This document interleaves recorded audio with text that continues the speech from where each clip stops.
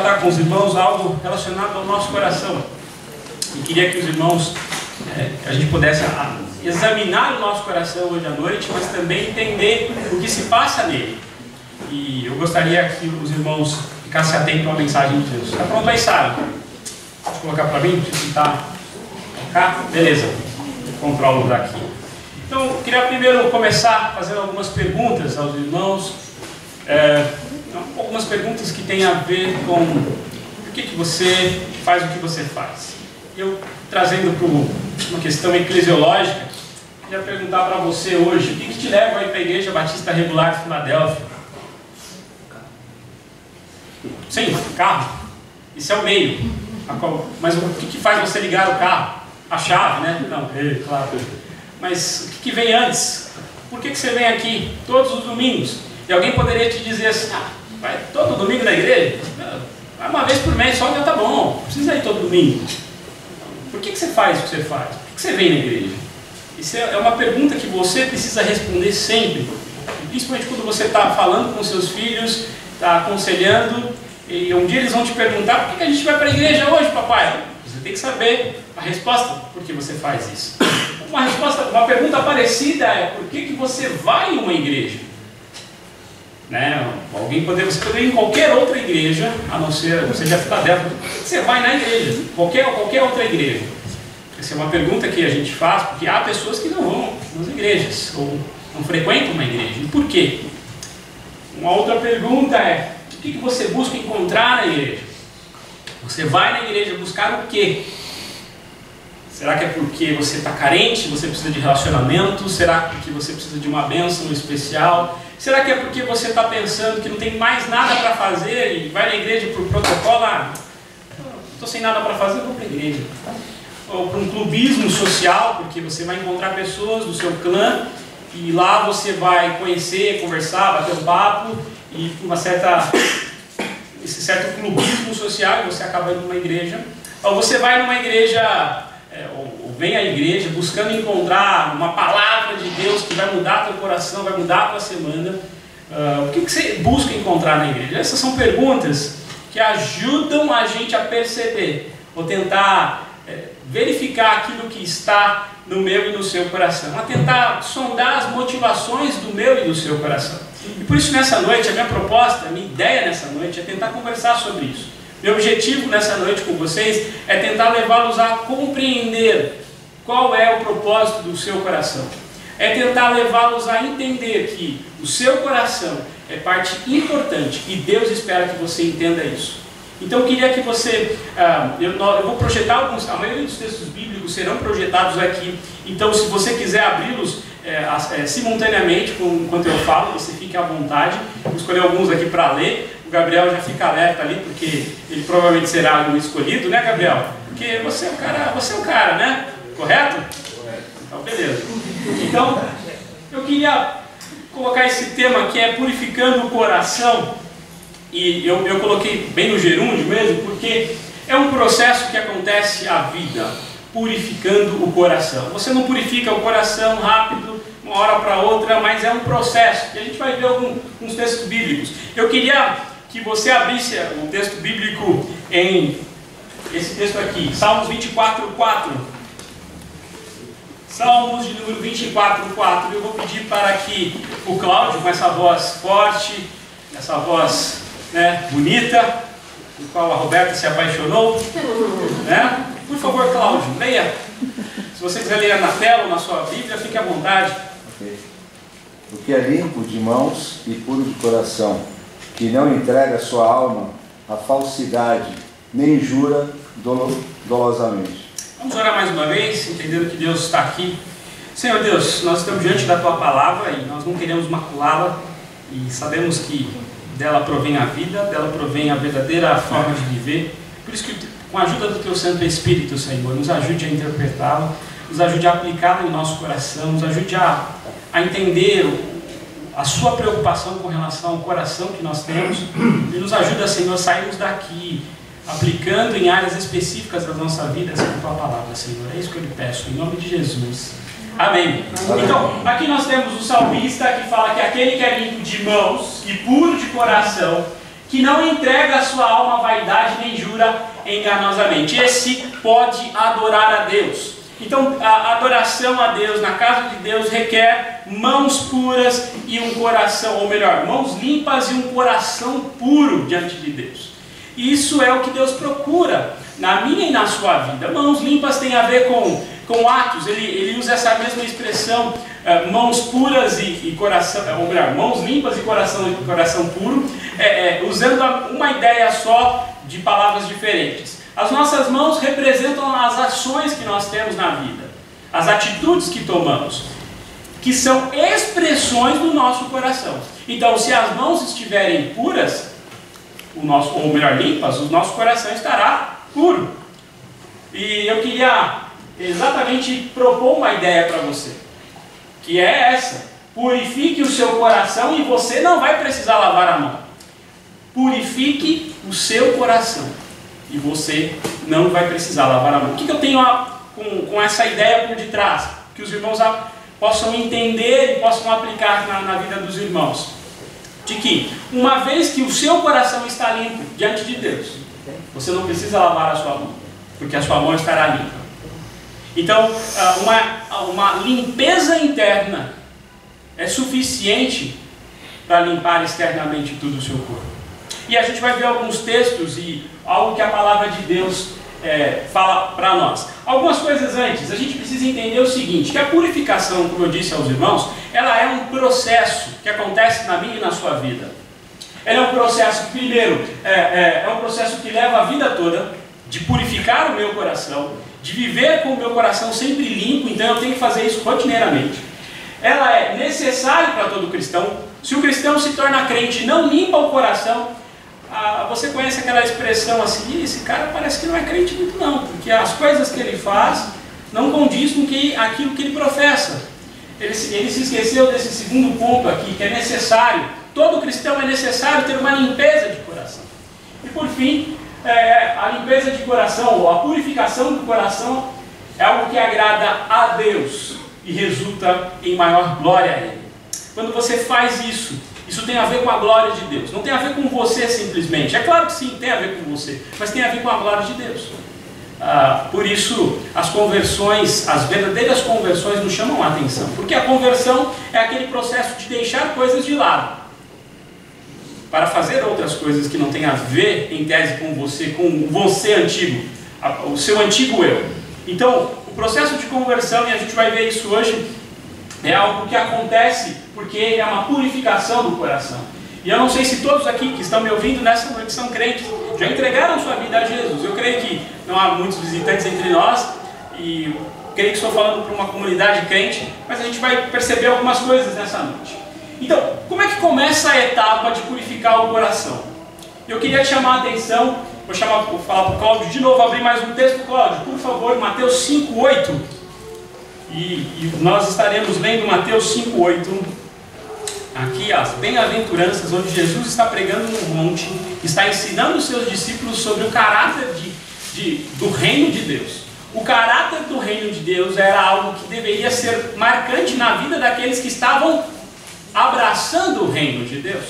Então, aquele que abraça o reino de Deus precisa viver como se estivesse lá no reino de Deus. E como vivem aqueles que estão no reino de Deus? Essa é uma das marcas. E, por favor, Cláudio, com sua voz bonita, mais uma vez. Bem-aventurados os limpos de coração, porque verão a Deus.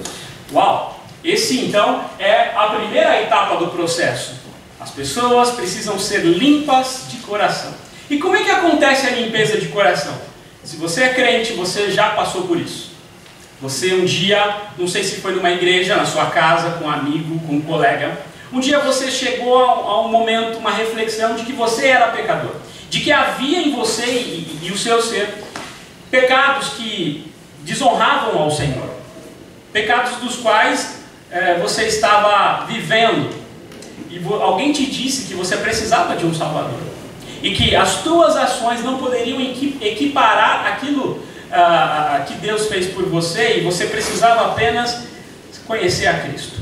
E aquele que é limpo de coração, é aquele que entregou o coração a Jesus Cristo. Então a primeira etapa do processo é a etapa do qual eu creio que a maioria de nós estamos, é entregar Dá-se completamente a Jesus. E é aqui uma expressão estranha, né? Pois verão a Deus. E Jesus está falando num contexto aqui muito interessante. O contexto que Jesus está dizendo é que aqueles que serão cidadãos, aqueles que serão moradores de um novo céu, de uma nova terra, têm que aprender a ter limpo o seu coração. E isso vai fazer com que ele possa enxergar Deus na vida. Você já passou por situações complicadas, eu imagino. Mas você já parou para pensar que em algumas situações das quais você obedeceu a Deus, obedeceu a palavra de Deus, você conseguiu olhar para trás e conseguiu ver Deus no seu caminho? Conseguiu ver Deus na sua trajetória? É interessante que esses bem-aventurados são felizes. Não só felizes porque verão a Deus, mas são felizes porque têm o coração deles puros. Então o que eu estou dizendo para vocês hoje é que você é bem-aventurado, você é feliz por ter um coração regenerado. E se você anda triste porque, uau, Deus me amou, Deus morreu por mim naquela cruz e mais nada, você deveria ser um bem-aventurado. Você deveria agradecer, dar glória a Deus e dizer: Senhor, obrigado, porque eu sou limpo de coração. O Senhor um dia foi até mim e limpou o meu coração. Mas nós sabemos que isso é uma primeira etapa do processo. Ninguém que não é cristão, que queira limpar o seu coração, não andará com Jesus sem primeiro purificar o seu coração através de confessar Jesus como Senhor. De confessar Jesus com a sua boca e com o seu coração de que Jesus Cristo é o Rei dos Reis. Então aqueles discípulos estavam experimentando a limpeza de coração. Jesus disse para eles que a água os limpava e que eles estavam limpos por meio da água. E é interessante que essa limpeza de coração acontece no momento que você se converte a Jesus. Mas a nossa vida cristã não para por aí. Nós lidamos com pecados ainda, com vícios que precisamos lidar. Lidamos com questões difíceis da fé, incredulidade, problemas. E a questão, como é que então isso acontece? Acontece, como eu disse a vocês, é um processo, não é algo rápido, pronto. Eu queria pensar com vocês o que é o coração. Não estou falando, o Daniel Bianchi vai levantar coração. É um dos órgãos responsáveis pelo sangue venoso, né, que bomba, né, o sangue arterial, que mais de 10 mil pulsações por dia. Não, Daniel, calma, não estou falando deste órgão que nós temos, que faz com todo esse processo. Estou falando que o coração é a parte espiritual. Em outras traduções, em outras culturas, você já ouviu a expressão rim, né? Então é um pouco estranho tentar imaginar: amarás o Senhor teu Deus de todo o teu rim, de toda a tua força, de todo o teu entendimento. Mas essa expressão coração tem a ver com a parte imaterial do ser humano, a parte que nós não conseguimos enxergar à primeira vista. Então quando a Roberta chega meio triste, a gente pergunta: Roberta, o que está acontecendo no seu coração? Por que você está triste? Ou seja, nós estamos nos referindo ao tempo todo com essa palavra a parte material. E é interessante que Deus, querendo ou não, Ele é um Deus que tem um coração.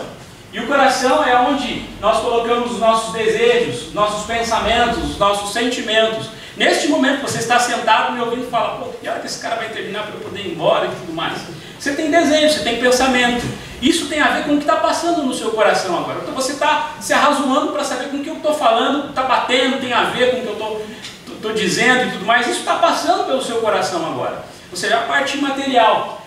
Nós podemos colocar também que é o centro da personalidade de uma pessoa. Você quer conhecer uma pessoa? É conhecendo o coração. Por isso a gente brinca que as mães conhecem muito bem os seus filhos, porque as mães conhecem o coração dos seus filhos, né? Quando o filho começa a dizer assim: mãe, a senhora é legal, hein? A senhora é 10. A mãe já logo diz: o que você quer? Hã? O que você quer? Né, Cláudio? Não é isso? Um pouco assim? Não sei se funciona lá na sua casa. Mas o que você quer? Ou seja, a mãe já sabe a motivação do que está pedindo, o porquê, né? Uma festa para ir, um lugar, enfim, a mãe conhece muito bem as intenções do coração, e Deus nos conhece, Deus sabe das intenções do coração. E a Bíblia é muito interessante. A Bíblia, quando trata de pessoas, ela chama muito a atenção nisso daqui, ó. Aquilo que o homem é de fato. Então, a gente vai ver alguns termos aqui para frente do que a Bíblia trata sobre o coração. E Deus está o tempo todo interessado no meu e no seu coração.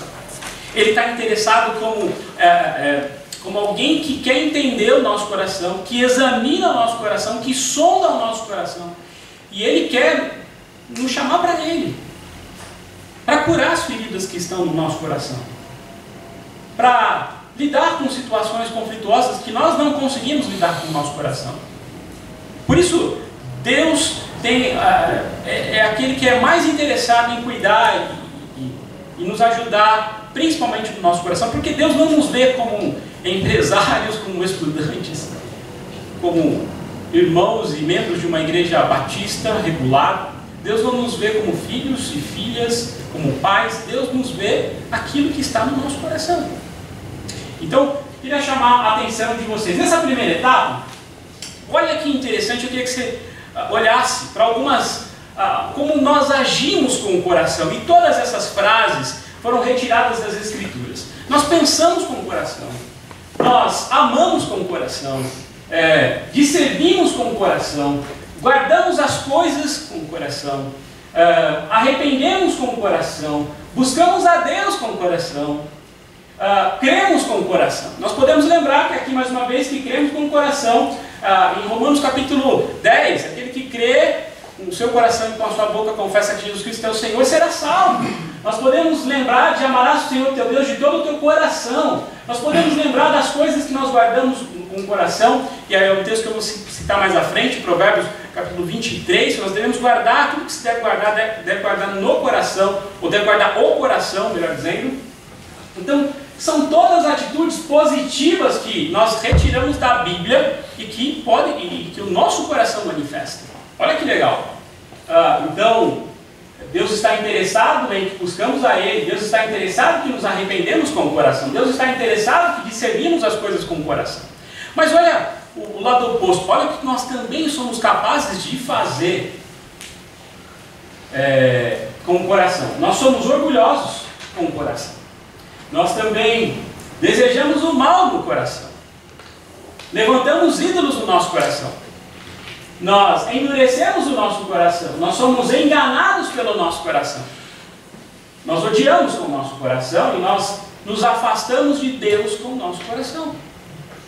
Da mesma forma que com o nosso coração nós rendemos glória a Deus, com o nosso coração nós fazemos coisas detestáveis a Deus. Lembra de textos que falam como sendo enganados pelo próprio coração, como por exemplo Jeremias 17:9, que enganoso é o quê? E é desesperadamente o quê? Corrupto. A gente acha que está certo e na verdade Deus fala para a gente: você está enganado, meu querido, não vai por esse caminho, você está achando que você vai por esse caminho. E Deus nos mostra. Nós nos afastamos com o coração e podemos lembrar de alguns textos que falam daqueles que se afastaram de Deus com o coração. Lembramos, por exemplo, de Saul, que se afastou do coração, que o coração já não estava em Deus. Nós podemos lembrar que nós levantamos ídolos em nosso coração, colocamos coisas em nosso coração. Acreditamos que essas coisas são o motivo pelo qual nós vivemos. E muitas vezes a gente não identifica o ídolo. Muitas vezes a gente não identifica o ídolo. A gente não identifica que às vezes o trabalho pode ser um ídolo, que às vezes o nosso filho, o nosso pai pode ser um ídolo, a faculdade, os estudos podem ser um ídolo, o status que nós temos financeiramente pode ser um ídolo, a segurança da qual a gente acredita encontrar em nossas forças ou em nosso dinheiro pode ser um ídolo, coisas que passam desapercebidos podem ser ídolos no nosso coração. E a gente precisa estar atento para isso, porque Deus está interessado nisso. Então, se você quiser purificar o seu coração, você não vai precisar lavar a sua mão. E a primeira etapa que você precisa ter, primeiro, lembre-se, você precisa limpar o seu coração. Se você está limpo hoje, eu creio que a maioria aqui está limpo, porque um dia creu em Cristo Jesus, e um dia não, e não comete mais isso. Mas isso, começa a pensar, começa a amar, começa a discernir com o coração. Mas ainda assim, a gente precisa passar esse check-up em nossas vidas. E por isso, a gente precisa do segundo processo. Se o primeiro é limpar, a gente precisa do segundo, é guardar.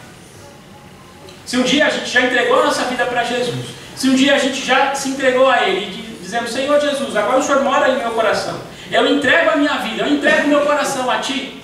Agora a gente precisa agir como de uma forma preventiva com o nosso coração. E eu queria, mais uma vez, que o Cláudio lesse para a gente, viu, Cláudio? É porque o Gabriel não concordou pelo jeito, pelo tom da voz dele, acho que o coração dele não está muito inclinado a ler e tudo mais, então por isso, né, estou brincando. Lê para a gente, por favor. Sobretudo o que deve guardar, guarda o teu coração, porque dele procedem as fontes da vida. Então, querendo ou não, o guardar o coração é algo importante para o crente. Agora, estou tratando daquele que de fato entregou a sua vida a Jesus, que já limpou o seu coração. Mas o guardar o coração tem a ver com isso aqui. A razão do porquê eu e você guardamos o nosso coração é porque é ali no nosso coração que procedem as fontes da vida. Você já conheceu uma pessoa que vive desanimada? Que vive reclamando da vida? Que vive angustiada? Eu não estou dizendo que não é legítimo essa pessoa passar por situações assim, porque é legítimo e a vida muitas vezes nos levam a isso. Mas eu estou dizendo e estou destacando que essa pessoa vive na plenitude assim. Amargurado com a vida, parece que Deus não se inclina para ela, parece que ela está longe de Deus, parece que ela não consegue chegar diante de Deus e confessar seus pecados. Tudo porque o seu coração não está guardado como deveria ser guardado. Aqui Provérbios e aqui provavelmente Salomão nos dá uma lição muito importante. Ele está, num dos seus provérbios, dizendo para a gente que eu e você, nós precisamos ter o nosso coração guardado. Entenda guardar o coração como proteção do coração, como não deixar ele exposto a coisas, a situações das quais a gente precisa lidar. Pense, por exemplo, em guardar o coração como aquilo que você vê, aquilo que você assiste, aquilo que você lê, escuta. E me parece que alguém muito sábio disse no passado que os olhos da alma são uma janela para o corpo. Então, o que você assiste, o que você lê, o que você ouve de conversa, nós aprendemos na Bíblia que se não vier da fonte das Escrituras, você está expondo o seu coração a estar longe de Deus. Você está expondo o seu coração a não ter vida. Você está expondo o seu coração a não reconhecer que Deus está com você. Se você ouve coisas que não têm a ver com a glória de Deus, se alimenta de coisas que não têm a ver com guardar o teu coração, tome cuidado, porque tua vida vai ser delineada não pelo que a Bíblia diz, mas aquilo que você ouve, para aquilo que você vive. Quer um exemplo? Algumas atitudes que se instalam no seu coração. Olha, eu queria que você olhasse para estas atitudes que você vai enxergar aqui e verificasse se em você tem alguma dessas atitudes. Pensa comigo.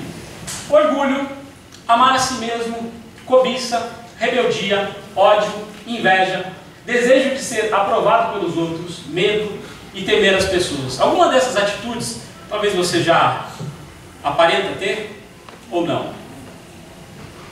Vamos começar com o orgulho, com aquela manifestação no qual o capiroto desceu do céu. O orgulho, aquele cara nunca está errado, aquela pessoa nunca está errada. Ela sabe de tudo, ela conhece tudo. Se alguém, mesmo que ela não conheça, ela, eu sei o que é. Ela nunca está errada, ela nunca reconhece seus erros, ela nunca pede perdão a ninguém. Ela não se rebaixa em situações que precisam ser rebaixadas. Ela olha para uma situação e sempre ela está certa. Sempre essa pessoa está fazendo tudo correto. E na verdade os outros são o problema. Então, um pai ou uma mãe orgulhosa se manifestam de uma maneira bem difícil de lidar, porque o filho nunca vê o pai pedindo perdão. O filho nunca vê o pai se humilhando com a sua mãe ou com a sua esposa. O filho nunca vê o pai adorando a Deus e levando a família na palavra de Deus, não tem momento de reflexão. O filho nunca vê o pai não só reconhecendo os erros, mas também levando o seu filho a uma busca diária por estar, o oposto de orgulho é a humildade, né? Por estar humilde. O pai sempre trata o filho como se ele estivesse certo e nunca dá ao filho a oportunidade de lidar. O marido trata a esposa do jeito que ele quer, porque ele é o marido, ele que manda, ele que põe dinheiro na casa, então não tem que discutir com ele, não tem que falar que ele está errado, não tem que falar que ele tem problemas sérios de oração, de vida com Deus, não tem que falar, sabe por quê? Porque ele vai viver a vida como se ele quiser, porque ele é orgulhoso. E os nossos lares, meus irmãos, muitas vezes deles estão destruídos por causa do orgulho. O que falar então do amar a si mesmo? O que falar então de pessoas que vivem como se o cosmos girasse em torno dela? Ah, você pode ajudar aqui na mudança, ou na igreja, ou no trabalho. Ah, não quero. Prefiro ficar em casa assistindo meu futebolzinho e curtindo a minha cerveja, o meu churrasco, enfim. Prefiro fazer as minhas coisas. Ele nunca tem tempo para os outros. Ele nunca tem tempo, aquela pessoa, aquela mulher que, eu preciso ir para casa, arrumar minha casa, arrumar o meu lar, não dá para te visitar não dá para ir a teu encontro não. Porque ela ama a si mesma. Pensamos na cobiça, do desejo de pessoas viverem a vida com um sentimento de querer ter.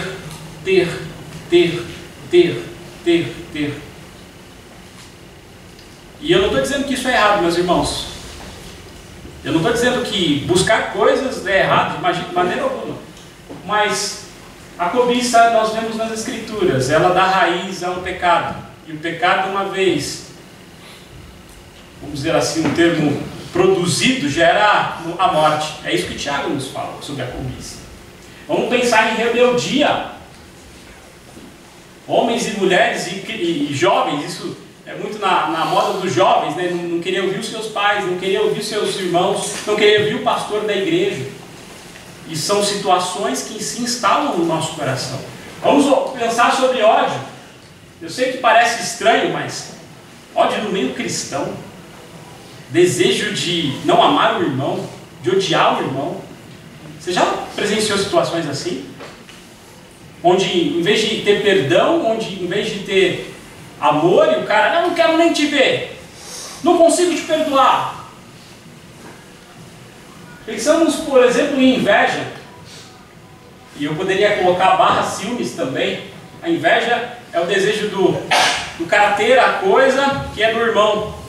Ou por exemplo, ver que o irmão está prosperando, que Deus tem sido bom com o irmão, e talvez ele olhe para si, nossa, Deus não está sendo bom comigo, é bom só com o Cláudio. Olha, Cláudio não merece ter a esposa que ele tem, olha que esposa maravilhosa, agora eu estou solteiro, né? A minha esposa, por exemplo, foi viajar, Vanessa, está voltando agora, deixou o final de semana em todo, fazendo comida, limpando a casa, olha o Cláudio, tem uma esposa que está ali. Estou brincando. Mas a inveja se manifesta em não se contentar com aquilo que Deus está fazendo na vida do outro. Já viu irmãos assim? Parece que ele não dá glória a Deus com a vitória do outro irmão. Parece que ele não é agradecido pelo que o irmão conseguiu, conquistou, que Deus deu para ele. Ele só olha para si. Poxa. O desejo de ser aprovado por outros. Uau! Isso é algo que muitas vezes a gente quer buscar e que se instala em nosso coração e a gente não sabe disso. Que é o desejo de querer mostrar para as pessoas que você é bom. Tadeu, eu estou pregando aqui, mas eu estou querendo mostrar para você o quanto eu conheço da Bíblia, tá? O quanto eu conheço de Jesus. Eu não estou pregando para a glória de Deus, eu estou pregando para mostrar para você o quanto essa igreja aqui e o quanto eu conheço de Jesus. Isso não deveria estar. Uma esposa que queira amar o marido tem que entender que não pode colocar ele como ídolo e buscar a aprovação dele, tem que buscar a aprovação de Deus. O marido que queira amar a sua esposa também tem que buscar a aprovação de Deus. E muitas vezes buscar a aprovação de Deus vai ser desaprovação do seu trabalho, com as pessoas com quem você lida. Você vai ter que falar muito não. Recentemente nós tivemos no grupo dos homens, permite comentar, Ivan? O Ivan comentou algo conosco de que ele disse não em uma situação específica. E eu tenho certeza que não foi fácil para esse irmão dizer não, numa situação específica. Para algo que talvez para ele, pô, o que é isso, Ivan? E ele pediu oração a nós oramos por ele naquela semana, e ele disse não. Eu fiquei maravilhado em ver como o irmão está querendo buscar a Deus, como o irmão está querendo lidar com tudo na vida para agradar primeiro a Deus e não aos homens. O medo nos paralisa. Uma situação financeira que nos instala, que está meio cambaleando em nossa vida, a gente fica com medo. A gente vai ficar com medo quando o nosso filho sai de casa e esquece de confiar em Deus. A gente fica com medo quando a gente recebe a notícia do médico de que a nossa saúde não está boa assim. E a gente começa a ficar angustiado. O medo gera angústia em nossa vida, não é? Uma pessoa angustiada, alguém que está com medo, muitas vezes. Medo do presente e medo do futuro. Medo de que Deus não vai estar com ela. Então veja que são atitudes que eu e você podemos ter hoje à noite, podem estar instaladas em meu e em seu coração. Por isso eu estou chamando a atenção para você entender se seu coração está assim ou não. Eu estou chamando a atenção e estou passando por essas etapas aqui, para que você entenda o que está passando hoje em dia no seu coração. E eu não estou dizendo que isso pode acontecer, mas eu também estou dizendo que você tem como lidar com isso. Você pode se tornar uma pessoa humilde à luz da palavra de Deus, ao invés de orgulhoso. Você pode amar as pessoas e começar a viver uma vida de entrega às pessoas, do que viver amando a si mesmo. Você pode pensar, em vez de cobiçar, no bem do próximo. E pensar no sentido de como é que eu posso abençoar a vida da Ivani, como é que eu posso abençoar a vida da Vanessa. Em vez de pensar somente em si, inteiro. Você pode ensinar seus filhos a serem submissos à liderança, não só a liderança pastoral, a liderança da escola, do teu colégio, ensinar seus filhos a lidarem com a questão da submissão nos lares de vocês. E vocês, filhos, podem aprender a serem submissos à luz da palavra de Deus. Vocês podem procurar, não o seu próprio bem, mas o buscar ter ciúmes, mas vocês podem procurar o bem do outro. E ao invés de você ter medo, você pode confiar no amor de Deus, de que o amor de Deus está com você. Veja aqui, olha como nós podemos ter um coração guardado nas nossas mãos. Só que para isso a gente precisa pensar sobre o nosso coração, saber o que está acontecendo nele. Provérbios 23 tem que ter, você precisa aprender a decorá-lo, porque a todo tempo você precisa pensar sobre isso.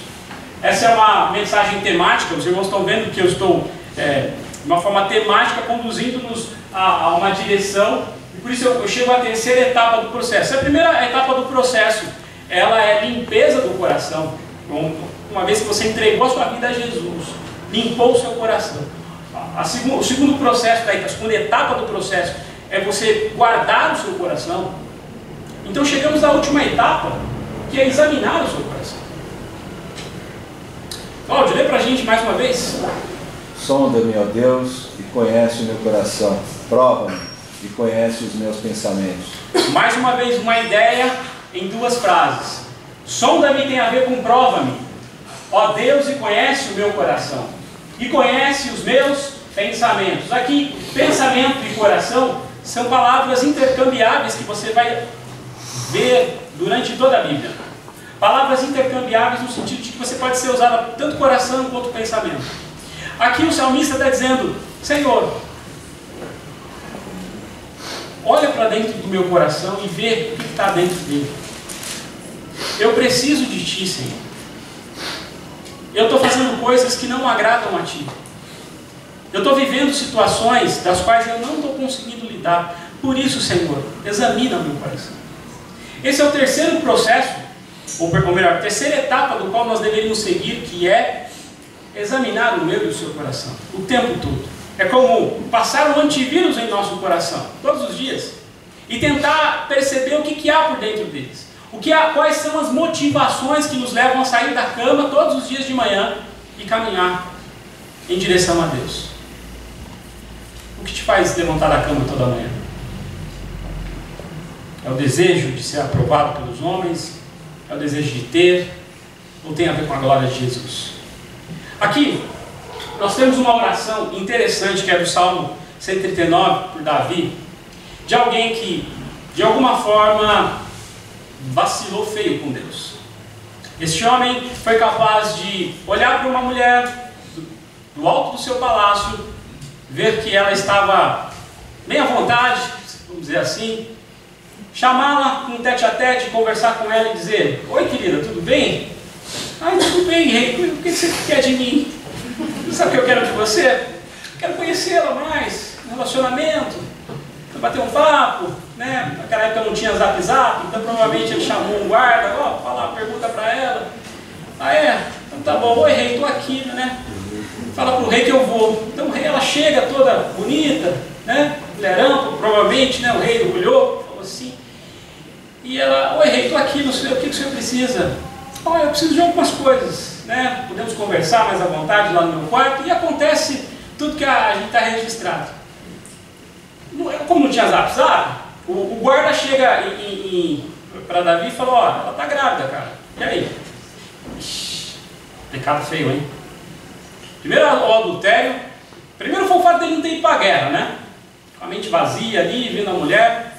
Segundo é o fato de que ele chama ela para ter um tete-a-tete ao relacionamento, ao ato conjugal, né? E acontece que ela fica grávida. Aí o que acontece depois é que ele manda chamar o cara que estava na guerra e fala: ô Elias, beleza? Ô Elias não, Urias. Urias, tudo bem? Como é que você está? Por que você não vai deitar lá com sua esposa? Sua esposa é bacana, gente boa, tem uma noite com ela. E Urias, servo de Deus: ô Davi, seguinte, não dá para eu ir. O pessoal está guerreando lá e, pô, como é que eu vou dormir com a minha mulher e o pessoal guerreando lá? E Davi não se contenta, chega a embebedar o cara. Urias, ó, estou escrevendo uma carta aqui, leva lá para o comandante. E a carta dizia para botar Urias na frente do exército. Olha o pecado desse cara. E esse cara acaba acometendo não só um adultério, mas um assassinato. E alguém precisa confrontar esse cara e dizer: olha, tinha uma ovelhinha perdida, aconteceu isso, tem que matar esse homem. Esse homem é você, Davi, que pecou contra Deus. E essa é uma das orações que ele fala a Deus, ele ora a Deus, porque ele sabia que nele não existia bem algum. Ele sabia que o tempo todo ele precisava ser sondado por Deus. Ele precisava ser provado por Deus. O prova aqui tem a ver com: me coloque em situações onde o meu coração será provado, Senhor. Me coloque em situações que o meu coração será examinado. Deixa eu correr aqui. Eu pergunto aos irmãos e àqueles que estão namorando: quem diz que o namoro cristão é o namoro privado de sexo? Ah, você está dizendo que pode então ter relacionamento sexual no namoro? Não, não estou dizendo isso. Eu estou dizendo que não se nivela um namoro cristão apenas por abstinência sexual. Se nivela um namoro cristão pelo coração, as atitudes que estão no coração.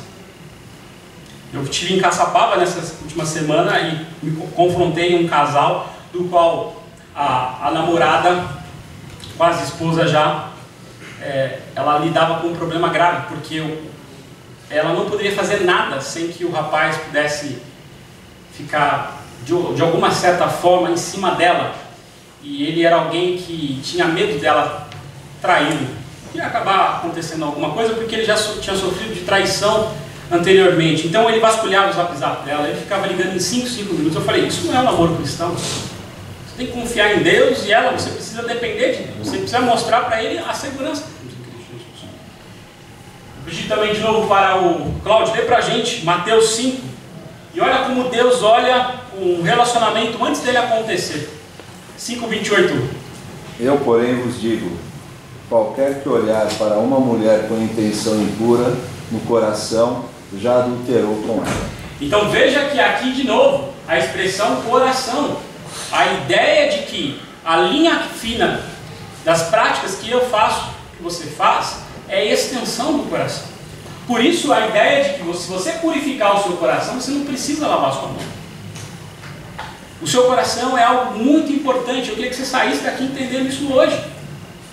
É dele que procedem a vida que você tem. A alegria da sua vida está no seu coração. E a forma como você lida com ele, você precisa entender.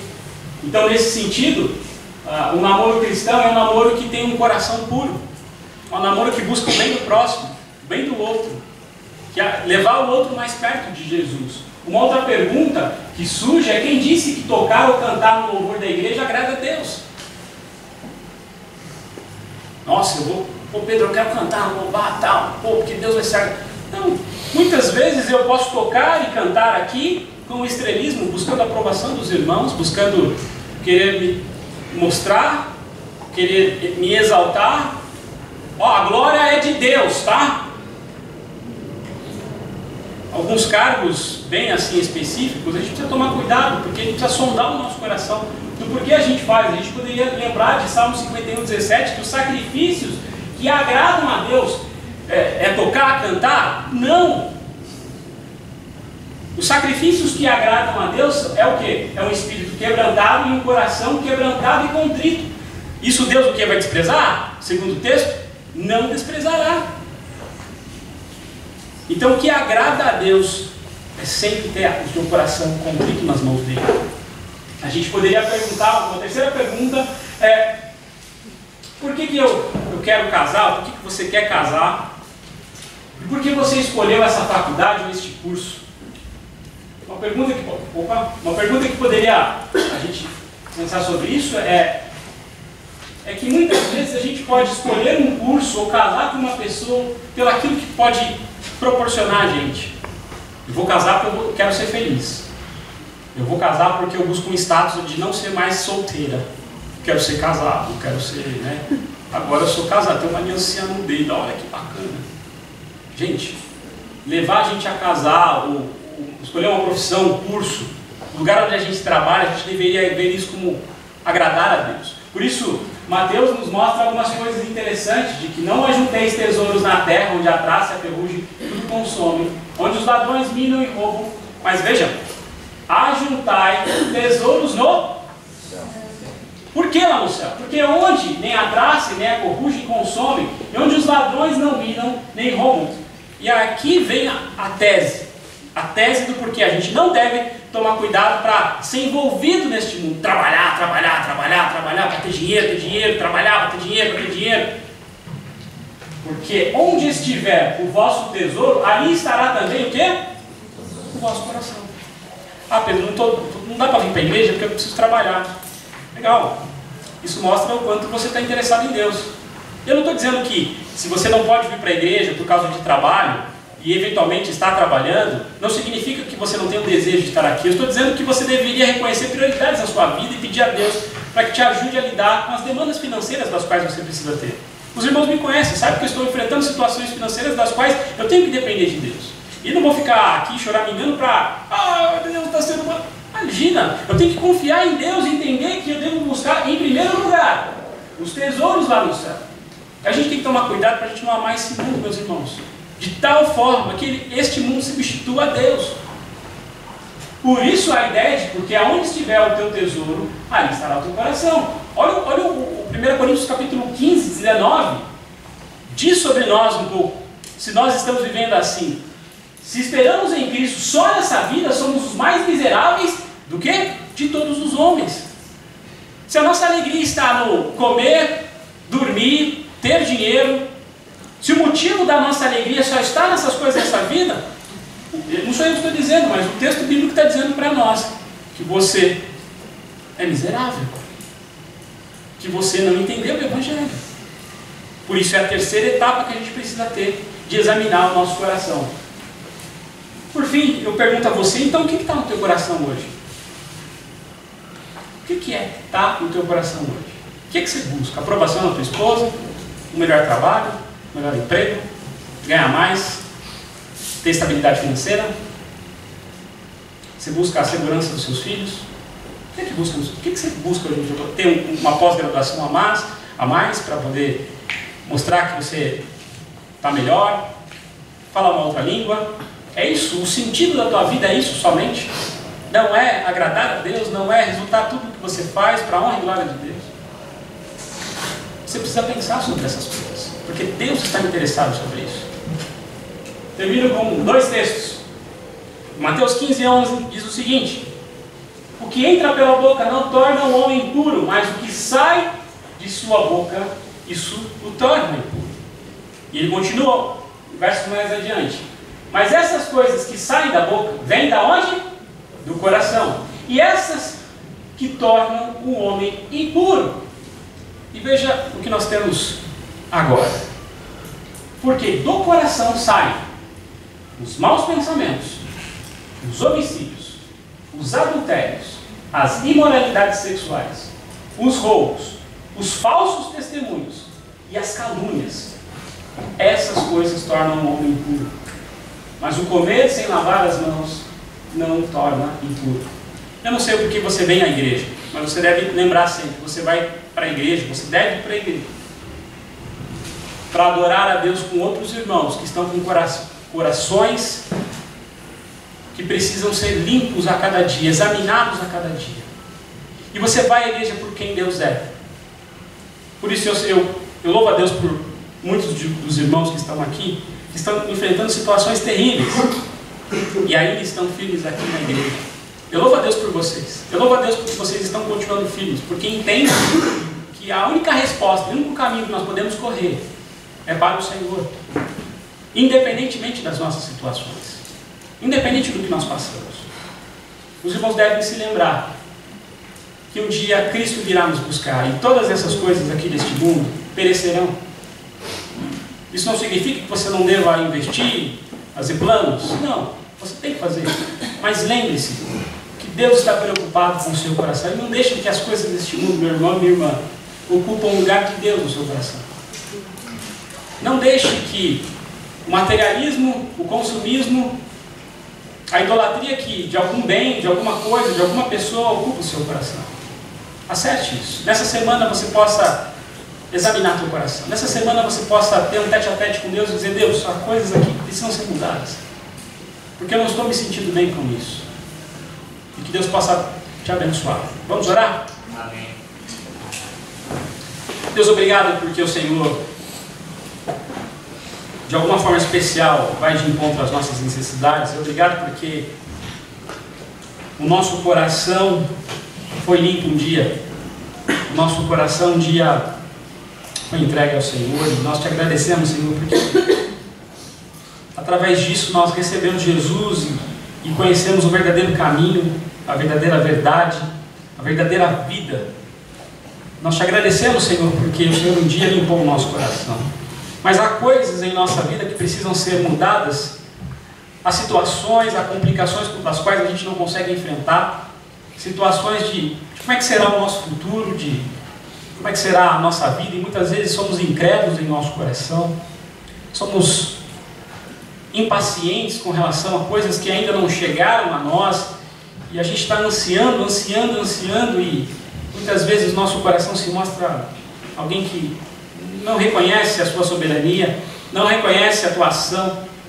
Nos ajuda nessa noite, Senhor, a limpar, ou melhor dizendo, a guardar o nosso coração da melhor forma. Nos ajude nessa noite a examinar o nosso coração, Senhor, a examinar se há em nós um caminho errado, se há em nós, ou lá atrás, uma decisão de ter caminhado longe de Ti, ou de ter colocado coisas ou situações que possam parecer mais com a nossa glória do que a glória do Senhor. Nos ajude a identificar os nossos ídolos, Senhor, aquilo que a gente vive por ansiando como se aquilo fosse a razão da nossa vida e tem se tornado. Nos ajude a reconhecer que é somente o Senhor que deve ser o dono do nosso coração, que é somente o Senhor que deve estar ocupando lugar em nosso coração.